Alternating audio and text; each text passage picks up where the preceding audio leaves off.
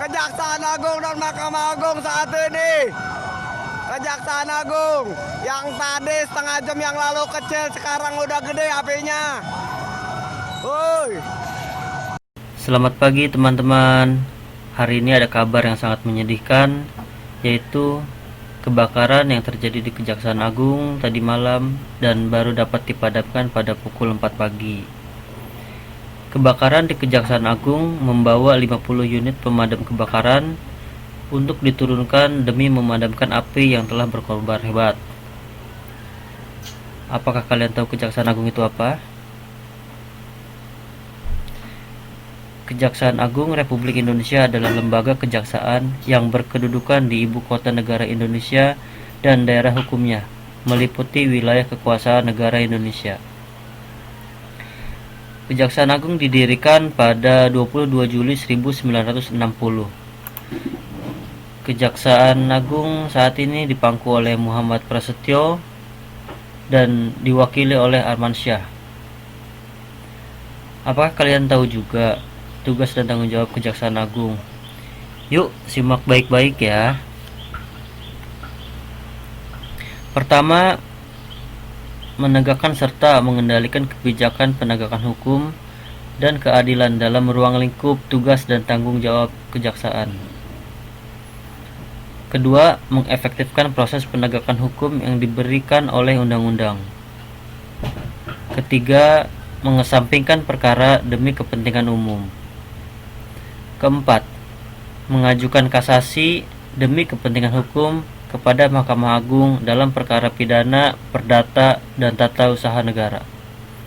Yang kelima, mencegah dan menangkal orang tertentu untuk masuk atau keluar wilayah negara kesatuan Republik Indonesia karena keterlibatannya dalam perkara pidana sesuai dengan gedung milik pemerintah bisa mengalami kebakaran.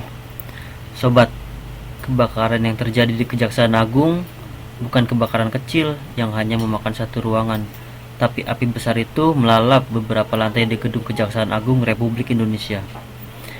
Apakah arus listrik yang konslet atau api besar itu sengaja diciptakan oleh oknum? Kita tunggu saja kabar selanjutnya dari hasil penyelidikan dari Kepolisian Republik Indonesia. Semoga saja kali ini Polri bekerja dengan jujur ya sobat. Sebelum polisi melakukan penyelidikan, bolehlah ya kita berasumsi dari kejadian ini. Apakah mungkin sistem anti kebakaran di Kejaksaan Agung tidak berfungsi? Padahal mereka lebih mengerti bahwa antisipasi kebakaran menjadi kunci utama dalam keselamatan berkas-berkas yang ada di Kejaksaan Agung Republik Indonesia. Apalagi gedung itu gedung milik pemerintah, seharusnya keamanannya jauh lebih baik daripada gedung-gedung swasta yang ada di seluruh Indonesia, seperti mall, supermarket, hotel, ataupun apartemen. Ya, atau memang kebakaran terjadi karena alam, toh semua terjadi atas kehendak Tuhan. Kalau musibah yang semalam terjadi diciptakan oleh oknum, berarti ada perkara besar yang sedang ditangani Kejaksaan Agung Republik Indonesia. Apa saja sih yang sedang dikerjakan Kejaksaan Agung saat ini? Pertama, kasus yang sedang ramai diperbincangkan saat ini adalah kasus Joko Chandra. Buronnya Joko Chandra selama 7 tahun dari Kepolisian Republik Indonesia menuai kontroversi. Bagaimana bisa buron korupsi kabur hingga 7 tahun. Kabarnya Joko Chandra bisa mondar-mandir di kawasan Asia Tenggara. Lalu bagaimana bisa mendapatkan paspor dan visa izin tinggal selama 7 tahun loh sobat? Padahal paspor hanya berlaku untuk 5 tahun. Buron di Indonesia pasti cepat tertangkap asalkan tidak dibantu oleh penegak hukum. Memang siapa saja yang membantu Joko Chandra?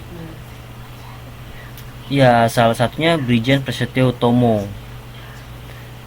Namanya manusia, tempatnya hilaf dan lupa. Yang silau dengan harta, maka mudah ditipu daya. Kalimat itu cocok untuk Brigjen Prasetyo Utomo. Ternyata bukan hanya Prasetyo Utomo. Jaksa Agung Pinangki Sirna Malasari sebagai jaksa yang menerima hadiah dan janji. Sepertinya Joko Chandra bukan kepala dari kasus korupsi yang terjadi itu, tapi ada kepala yang masih tersembunyi. Tapi siapa ya? Yuk komentar sobat. Jangan lupa subscribe and like ya.